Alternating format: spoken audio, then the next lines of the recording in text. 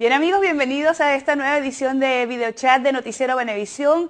Agradecida y feliz de estar con ustedes, pero además bien comprometida con este tema que es de interés no solamente para nuestro país, sino que es un problema a nivel mundial, el acoso escolar. Ya estamos prontito aquí en Venezuela de comenzar las clases y es una preocupación para algunos padres. Primero, cuando los niños entran por primera vez a un colegio, ¿cómo van a ser abordados? ¿Serán aceptados? Esta condición usualmente hace que algunos niños lo rechacen y otros que han sido víctimas de esta violencia escolar, de este acoso escolar. Vamos a dar en este espacio algunas herramientas para que usted pueda detectar en primera instancia cuando un niño está siendo víctima de acoso escolar, pero sobre todo cómo manejar para que nuestros niños convivan en el buen trato y evitar la violencia escolar y el popular chalequeo, como se conoce en otros países, el bullying. Recuerde que sus preguntas y comentarios pueden hacerlo a través de nuestra cuenta @NoticieroBebé con el hashtag VideochatBebé. Nos acompaña un experto en la materia, trabajador y luchador en el área, director de Secodat, Oscar Misle. Bienvenido, Oscar. Muchísimas gracias por acompañarnos el día de hoy, pero además por esta hermosa labor que realiza la Fundación para justamente esto, manejar el buen trato en los niños y además tener adultos emocionalmente sanos, Oscar. Así es, así es. Bienvenido. Queremos entonces comenzar ya con las preguntas que ya nos han llegado. Nos escribe de Priata y nos dice, no solo víctimas, tampoco ser victimarios. A veces los padres se sienten orgullosos de que sus hijos sean el más pila del salón. Qué buena pregunta. Primero, gracias por la posibilidad y por tu compromiso. Sabemos que es constante y además efectivo por las respuestas que uno siente que va escuchando a lo largo del país. Gracias. Fíjate, Elianta, sí, hay padres que se sienten orgullosos y cuando hay un caso o una situación de bullying o de acoso escolar o de chalequeo, coloquialmente, te dicen, bueno, ¿y quién le manda al otro no defenderse? Estamos viviendo una sociedad en donde yo quiero un hijo pila, un hijo que agarre liderazgo, que tenga poder y que tenga control sobre el grupo. Entonces tú ahí dices, epa, un momentico, poder haciéndole daño al otro, control sobre el grupo a través del miedo que generan los demás, éxito, popularidad, porque tiene unos aliados que se hacen cómplices, entonces es ahí donde hay que comenzar la reflexión. Quiero un hijo que utiliza el poder para hacerle daño a los demás, para controlar utilizando el miedo y además de eso, para lograr sentirse presente y visible, simplemente no porque tiene otras habilidades, sino su mayor poder es hacer sufrir al otro. Es decir, que podemos decir que el primer problema viene de casa. El primer problema viene de casa. Acuérdate que los niños, la casa es el nido donde los niños aprenden a relacionarse, a respetar, a tolerar, a reconocer al otro. Si ellos sienten que eso no es así, la escuela es un reflejo. Y van a repetir, y entonces la intolerancia, la incapacidad de respetar la diversidad, la falta de empatía, viene ahí desde el momento en que están lactando con la mamá. Fíjate tú, nos escribe Víctor Prada Jiménez, él nos está escribiendo desde Estados Unidos. Muchísimas gracias, Víctor, por conectarte con nosotros. Nos dice, me imagino que va como dirigido, pregunta cosas específicas, ¿dónde, cuándo y cómo fue atacado? Me imagino que esa pregunta él la orienta hacia los padres, ¿no? Sí, que a veces no ahondamos, no nos preocupamos por qué nuestros hijos llegan en alguna condición emocional específica. Claro, fíjate lo que sucede, y qué bueno este programa ahora que vamos a estrenar el año escolar y estrenarlo bien. Generalmente cuando se van dando las situaciones de acoso, de chalequeo, se dice, eso son cosas de muchachos, y se van dejando pasar. Él tiene que buscar la forma de defenderse hasta que llega el momento en que esa víctima le reventaron el tabique de la nariz porque se puso violento. Al victimario, se convirtió en un victimario, ¿no? Le reventó el tabique de la nariz al victimario, la víctima que venía aguantando, que venía soportando, que no tenía con quién hablar, que no tenía con quién comentar y de repente explota. Como una bomba de tiempo. Es una bomba de tiempo. Como ese vaso que se llena y la última gota rebosa. Es ahí donde llaman a Secodat, los colegios. Ah, mira, tenemos un problema tremendo, hubo una situación, fueron al Consejo de Protección, entonces se encienden las alarmas. Pero todo ese tiempo que ese chamo, que ese niño, que ese estudiante tuvo que aguantar discriminaciones, humillaciones, sobrenombres, ofensas, ¿qué pasó? Se va creando un ambiente en la escuela, y esto es importantísimo que lo tengamos, en donde los estudiantes que son espectadores dicen, oye, aquí pasan un montón de cosas y no se hace nada. Entonces esa sensación de impunidad, de falta de reacción, hace que los estudiantes también se tornen violentos. Entonces fíjate, un problema que era de dos, ¿cómo hace que el entorno, al ver que no hay reacción, entonces actúan y entonces es cuando se le va de las manos y es en el momento en que tarde, ¿no? Pero reaccionan porque hubo una acción violenta que lo hizo, se dieron cuenta pues que el problema era grave. Ahora nos escribe esta pregunta, me parece que es muy importante, nos escribe Kelly Rodríguez y nos dice, ¿qué hacer ante la amenaza del victimario? Porque además aprovecho esta pregunta para decir que muchas veces la persona dice, te golpeo, pero no digas nada, porque después te golpeo más duro, después si me acusas ante el director o ante el profesor. Claro. ¿Qué hacer? ¿Qué hacer? El niño o la niña que es víctima de acoso, él tiene que denunciarlo, tiene que comunicarlo. Ahora, tiene que saber dónde ir, tiene que estar claro en el instituto dónde ir y además que se guarde confidencialidad, o sea, para que esté protegido. Pero ¿qué pasa, Elianta? Que cuando él llega a su casa y se lo plantea a la familia le dice, usted va y devuelve el golpe, usted no se quede con eso. Yo cuando estaba pequeño a mí me pasó y puse un parado, a las muchachas las mandan a hablar y a dialogar, a los varones a golpear. Es un discurso además muy masculino, ¿no? Sí, lo único que pasa ahora, tenemos una variante distinta, es que los muchachos están armados. Y yo cuando le digo a mi hijo, usted va y le devuelve el golpe, puede ser que tenga un tiro como respuesta. Eso es una realidad. O herido con un arma blanca. Entonces muchas veces la violencia, aunque pareciera que en ese momento para la situación, ese muchacho agresor tiene amigos, tiene una pandilla, tiene unos aliados que no necesariamente estudian en el colegio, y el muchacho víctima que está en situación de vulnerabilidad por su condición, por su característica, por lo que sea, muchas veces se siente peor porque él siente culpa, vergüenza y mucha rabia. Pero la rabia se la traga, siente culpa porque no se defiende, siente vergüenza por ser blanco, negro, hijo de chavista, hija no de chavista, pues se mete el tema político o de oposición. Entonces todo eso hace que él no se atreva a hablar porque no sabe la reacción que van a tener en su familia y entonces la culpa, la vergüenza, el miedo lo atrapa. ¿Y qué hacer entonces? ¿Cuál es la posición del padre ante eso? El padre tiene que decirle, mira, ven acá, sé que hay una situación de acoso, esto no puede seguir, es violencia. Por lo tanto, te pregunto, fíjate lo que estamos haciendo, te pregunto a ti, el estudiante, ¿qué crees que debemos hacer? Para que él ya sienta que está siendo parte de la solución y no que mamá o papá me resuelven el problema. Nada, o sea que tú vas a seguir tolerando, aceptando que se metan contigo, porque hay otra salida. Si él no da salida porque tiene miedo de la reacción que tenga el colegio, entonces yo se la doy. No, mira, él quiere hablar en el colegio. Pero yo quiero que tú te incorpores en esto, que tú te involucres para que tú sientas que tú no eres una víctima pasiva, que te dejas agredir, que te dejas hacer daño, sino que tú también estás actuando y estás participando en esto. Fíjate tú, para además cerrar esa idea, Víctor nos dice, agradece que tu hijo te cuente su problema, hazle saber que no es su culpa. El tema justamente esto de ser victimario y que pueda confiar en que el padre le pueda dar respuesta. Nos escribe Iván Cubillán y nos dice, ¿el bullying puede cada vez ser más fuerte en las escuelas? Está siendo cada vez más fuerte en las escuelas. Aumenta la intensidad y aumenta la frecuencia. Eso quiere decir que esa broma que al principio solamente tenía que ver con ponerle un sobrenombre, robarle el nombre a alguien para ponerle un sobrenombre, después se convierten en descalificación, en humillación, en exclusión, en agresión y puede tener desenlaces muy tristes y que no queremos, pues muy dramáticos. ¿Esto es una realidad venezolana, es una realidad internacional? Es una realidad internacional y desde que el mundo es mundo. Esto existe desde que la humanidad existe. Existe la intolerancia, el irrespeto, la falta de empatía hacia el otro. Se le puso nombre, se le colocó nombre, se le puso bullying, pero bullying sonaba lejano, aquí lo vivimos como acoso escolar, pero lo mejor es que lo reconozcamos y lo bauticemos como lo bautizan los propios muchachos, chalequeo.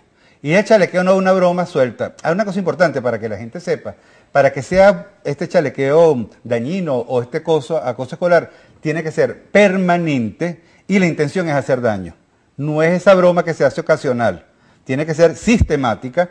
Y además yo le pongo el ojo a alguien que tiene una condición distinta para hacerlo sufrir, los demás se ríen, gano popularidad, gano control y ese poder generalmente es una búsqueda por algo que me faltó en la casa, por algo que no recibí en el hogar. Y por supuesto ahí juega un papel fundamental tanto el director como el maestro para el control de esta situación, ¿no? Absolutamente, esto no es un trabajo de un docente sensibilizado o de una madre molesta. Este es un trabajo de la institución tiene que comprometerse porque es violencia, ya no hay que buscarle otra vuelta. El acoso escolar es violencia. Así es, nos escribe Iván Cubillán y nos dice, nos escribe Wanderlis Pérez, y nos dice, saludos Oscar, ¿cómo hacer para que un niño luego que se cambia de un colegio al otro se sienta seguro de entrar a las clases? Eso pasa como cuando tú tienes una pareja con quien tienes conflicto, que llevas todo ese sentimiento y ese recuerdo de esa relación anterior, y tienes miedo a tener otra pareja porque sientes que se va a repetir la misma historia. Igual, vamos a verlo claro. Cuando un niño ha tenido situaciones traumáticas, frustrantes, de dolor y entra a otro centro educativo, lo primero que siente es que la historia se va a repetir.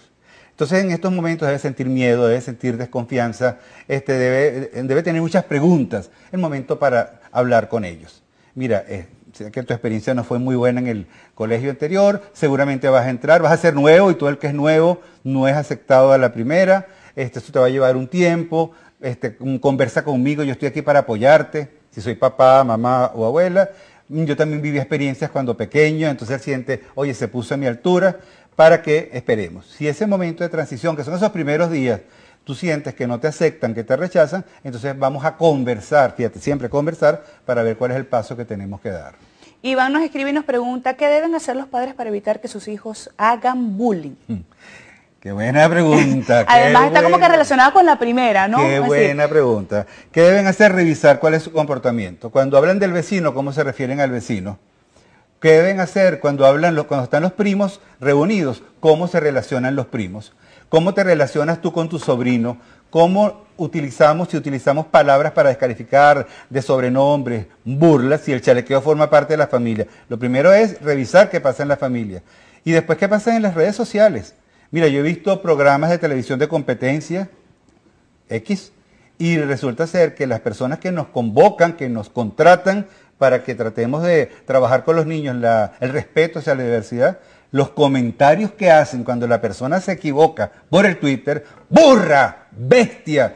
¡Epa, epa! Yo le pongo así, ¡epa! Que fue la mamá que me estaba muy preocupada porque en su colegio utilizan palabras para descalificar al otro. No nos damos cuenta que lo estamos viviendo, pues que lo estamos... Además que a veces forma parte de esa cotidianidad que parece que es una cosa normal y no lo es. Ese es el Esas problema. cosas son las que influyen a lo mejor en que esa violencia cada vez vaya increciendo y que se vea como algo normal. Ese es el problema, que se hace normal, se hace natural, y cuando la violencia se hace algo normal nos cuesta reconocerla. Y cuando llegas muchas veces a los centros educativos te dicen violencia como tal no hay.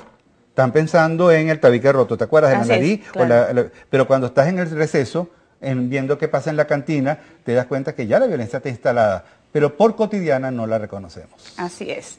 Nos escribe Yurimar Agostini y nos pregunta, ¿cómo pueden los padres darse cuenta si sus hijos padecen acoso escolar?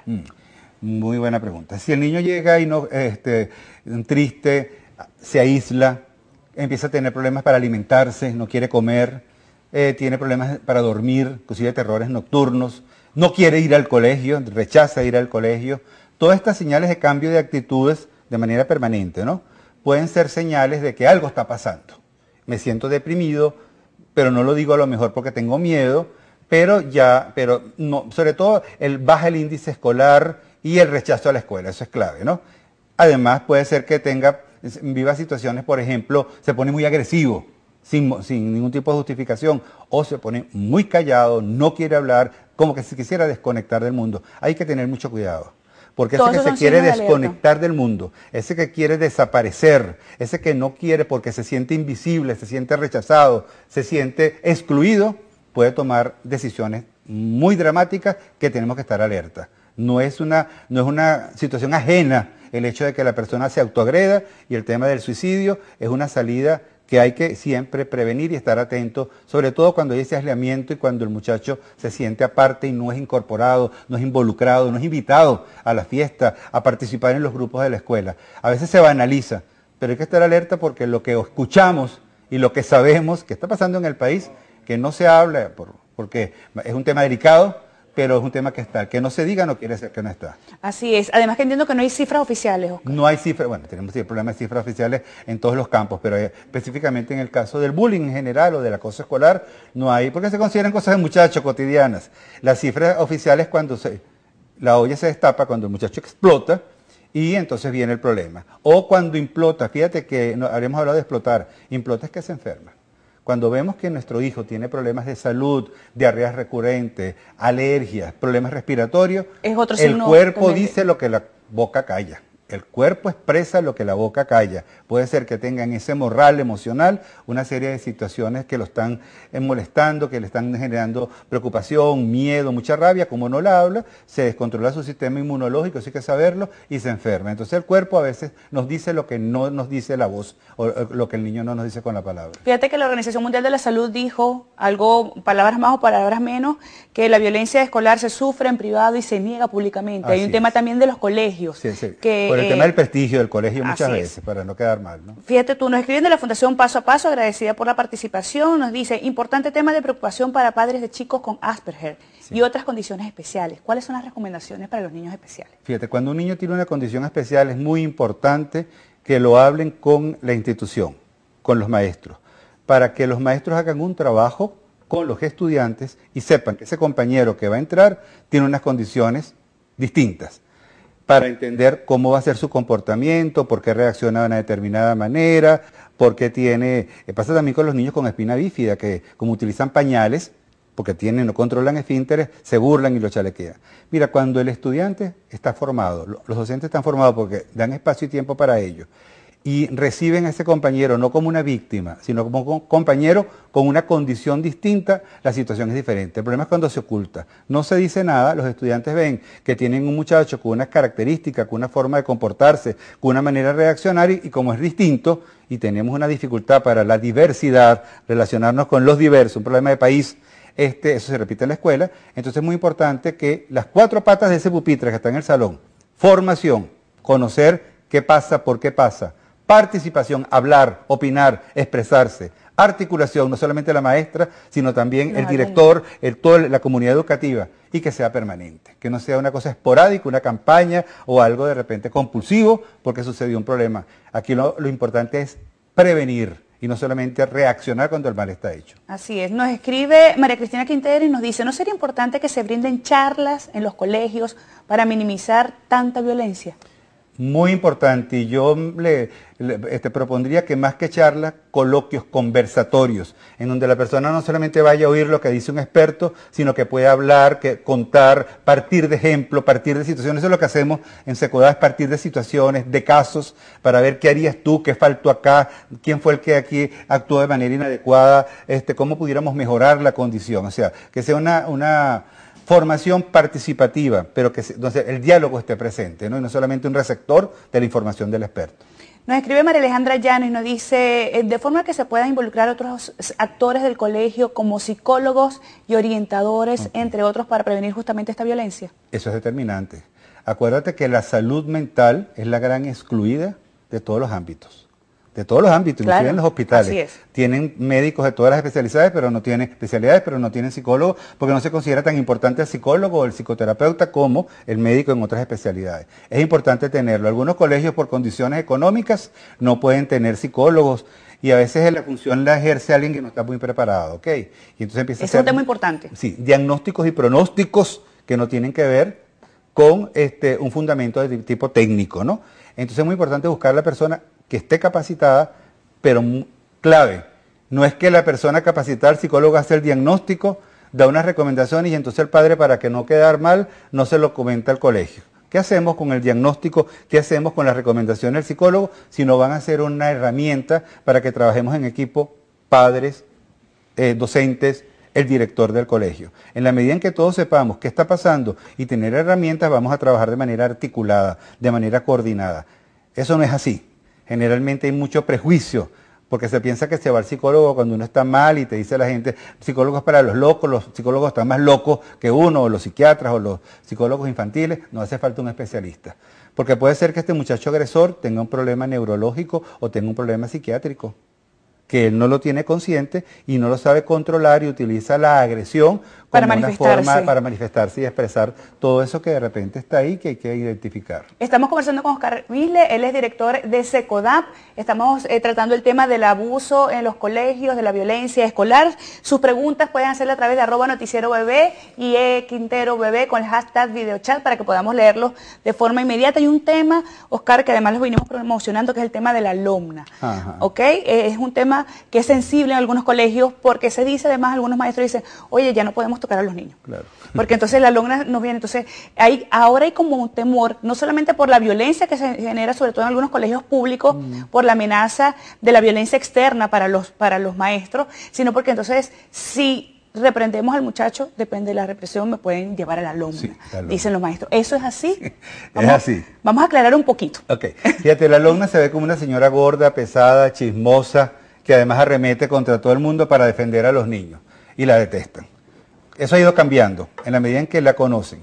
Pero pasa una cosa particular, Elianta, que yo detesto a la alumna, pero no la he leído, no la conozco, o sea, yo me refiero a la alumna de manera negativa, pero jamás la he revisado.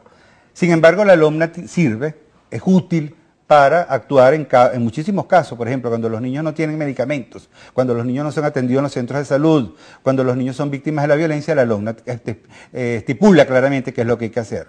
¿Qué es lo que pasa? Que la gente dice, lo voy a llevar a la alumna y la alumna no existe como lugar. La alumna es el nombre de la ley. Lo que existen son los consejos de protección, las defensorías. Entonces, ¿qué es lo que nosotros proponemos? Trabajar la alumna, conocerla, leer cuáles son no solamente los derechos, sino los deberes, y te van a decir, no, es solamente un artículo el que habla de los deberes. Oye, pero dice, los niños tienen el deber de respetar los derechos de los demás. Ya ese artículo encierra los demás artículos. Entonces tiene que ser un instrumento de trabajo en ese pupitre que hablamos, ¿te acuerdas? Formación, participación, coordinación y permanencia tiene que ser trabajada. ¿Cómo la trabajamos para que no sea tedioso y no nos comportamos de una forma leguleya, como especie de abogado? Podemos partir de situaciones, de casos. En este caso, donde sucedió que Pedro agredió a Juan porque tenía lentes y Juan le rompió la nariz. ¿Qué hacemos? Le pregunta a la familia. ¿Qué dice la alumna? ¿Qué es lo que propone la alumna?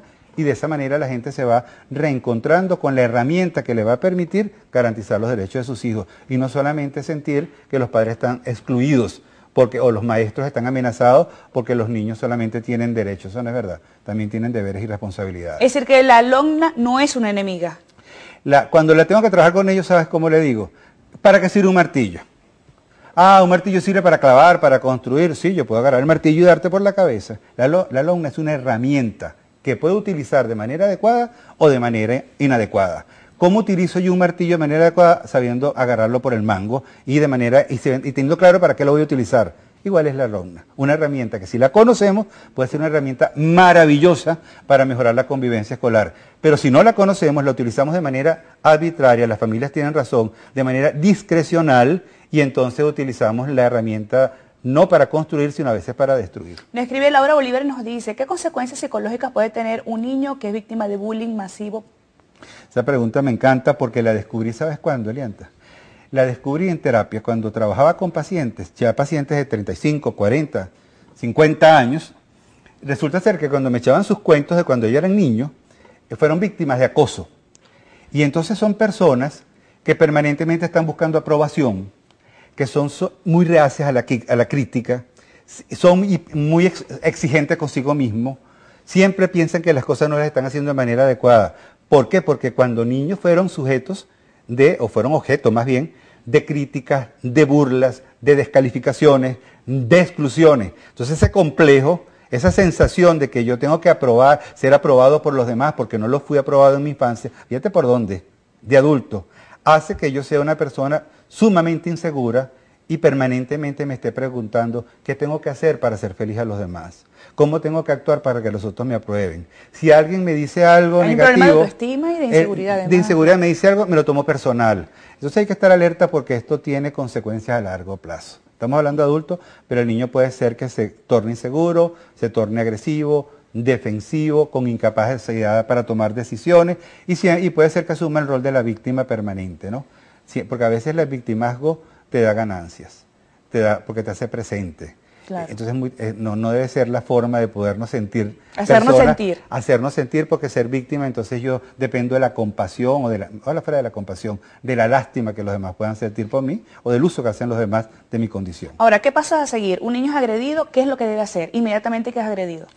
Inmediatamente que es agredido, verbal, psicológica, relacionalmente, porque es excluido, hay que hablar con él, primero que nada hablar con él, un poco revisarme cómo están mis sentimientos, porque lo primero que quiero es tomar la justicia por las manos, no debemos hacer eso. Voy al colegio, agarro y me encuentro con la mamá o le reclamo al niño, ver cómo están mis emociones, poco para controlarlas, hacerme dueño de ellas. Yo como padre. Como padre. Ok. Me da mucha rabia que molesten a mi hijo, lo que me provoca ahorita, estoy internamente, ¿no? Ok. Es ir al colegio y, bueno, tomar una decisión a los modos inconvenientes. Una vez que yo atajo la emoción que tengo, hablo con mi hijo, mira, que esto no se puede dejar pasar, pero tenemos que ver qué es lo que va a hacer el colegio. Voy al colegio, ubico a la persona adecuada en el colegio, en el liceo, en el centro educativo, o en el club deportivo, porque esto sale de los centros educativos. Una vez le planteo la situación y le pregunto, ¿ha tenido usted conocimiento, has notado que en el salón, en el colegio, se están dando situaciones de donde los niños se burlen de otro, un poco para ver si el docente se ha dado cuenta, porque a los monos no se da cuenta? Si no se da cuenta, yo lo hago saber, se lo hago saber. Sí, hay una situación con mi hijo y tal. Ajá, ¿qué podemos hacer? Usted, para que pueda mejorar su trabajo y evitar que se den estos problemas de convivencia, y yo como padre necesito del apoyo para yo poder actuar, así como usted necesita de mí para poder. Fíjate, tú le estoy invitando a trabajar en equipo en esto. Si no actúa, si no se toman medidas, entonces voy a un consejo de protección. En todos los municipios hay uno, lo que la gente llama la alumna, y hago la denuncia en el consejo de protección. ¿Y qué pasa con ese temor de que esto obviamente sepa? Mi papá fue al director y quien me agredió lo sabe y me amenazó. Ok. El segundo paso, papá me amenazó, el compañero se enteró de que fuiste, otra vez, el papá, ¿qué hacemos? Le vuelvo a preguntar al niño. Fíjate que hay que involucrarlo además en la solución. Hay que involucrarlo permanentemente. Hay una manera, un trabajo, ojalá que lo puedan hacer, que para mí ha sido muy exitoso, que es que el acosado, dependiendo de la edad, pero el que escriba, tenga un diario que es su aliado y empieza a anotar, fulanito, él es bueno en todo realmente. ¿En qué momentos me acosa? ¿En qué no tiene tanta fortaleza? Porque le voy quitando poder. Porque cuando alguien es víctima de alguien, le da más poder del que tiene. Claro. Y cuando tú lo observas, te vas dando cuenta cuáles son sus debilidades, dónde sus fragilidades, en qué momentos se la da de fuerte. Y yo voy reconociendo también, voy anotando, es un diario, ¿cómo me siento yo? ¿Cuáles son las palabras que él dice que a mí me molestan? ¿Delante de quién? ¿En qué lugar? En la medida en que yo voy siendo consciente de eso, yo me voy sintiendo con más fortaleza y puede que en un momento dado, cuando este acosador se mete conmigo, un momentico, no te metas conmigo porque yo sé que tú lo estás haciendo porque estás acompañado de fulano y tal, pero eso que dice no me lo tomo personal. Pero para yo poder hacer eso, tengo que haber desmontado el poder que le di a la persona. Eso lo hacemos todo, le damos más poder a las personas de las que tienen. Claro. ¿Por qué? Porque nos intimidan y el miedo nos juega una mala partida. Oscar, se nos está acabando el tiempo. Rápidamente, sé que hay experiencias muy positivas en algunos colegios. Son charlas que ustedes dan. ¿Cómo hacen las personas para poderlos contactar a ustedes y poder además vaciar toda la información que entiendo además que es confidencial? Sí. ¿Cómo les podemos ayudar? Fíjate, herramientas. Primero, que nada, se ponen en contacto con nosotros por el correo haciendo la solicitud. El correo es secodap.coordinacion@gmail.com. Secodap con 6 al final. O pueden ser por el Twitter, que es una herramienta, @secodap, con P al final, o @Oscar Misle, M-I-S-L-E. Eso es para hacer la solicitud y para hacer el llamado. Una vez que nos contactamos con el colegio, nos reunimos con el director, para ver si el director está comprometido con el proceso. Es un proceso, esto no es una actividad suelta, una charla aislada. Y después hacemos el trabajo con los docentes, para poner una cosa que se llama, en funcionamiento, se llama la ruta del buen trato, que son los pasos para ir formándonos, el pupitre, participando, coordinándonos y hacerlo de manera permanente. Y tenemos este aliado que es acoso escolar, ¿qué hacer? Entonces va dirigido a los estudiantes, va dirigido a las familias, de manera que tengan la herramienta que pueda darle vida y podamos hacer que la ruta del buen trato realmente nos lleve a tener una mejor convivencia, no solamente en el colegio, en el liceo, sino en la familia. ¿Sí se puede llegar al buen trato? Estamos convencidos que se puede porque lo hemos visto y hemos visto cómo todas esas heridas que muerden de esos muchachos por toda la situación que viven florecen. Sí se puede. Bien, muchísimas gracias. Vamos a despedir de esta manera a Oscar Misle. Mil gracias por habernos acompañado. Gracias por este trabajo que realizan en pro de la buena convivencia. Y bueno, será para una próxima oportunidad. Las puertas de Noticiero Venevisión y por supuesto del videochat está abierta para tratar estos temas importantísimos para la sociedad no solamente venezolana, sino también del resto del mundo, ya que este videochat es internacional, pues por supuesto, porque es por internet, así que llegamos a todas las fronteras. Cualquier duda puede comunicarse con nosotros a través de @noticierobebé con el hashtag videochatbebé. Fue un placer haber compartido con todos ustedes.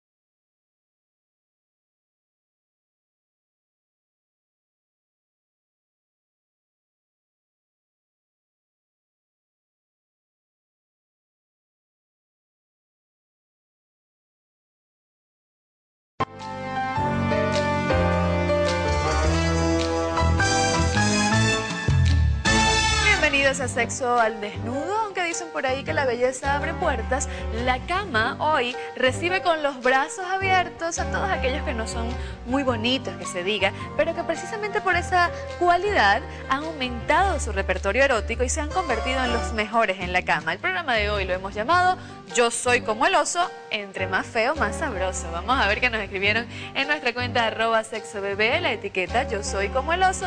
Dicen por aquí, Ninosca Faudito, ser atractivo no es el fuerte de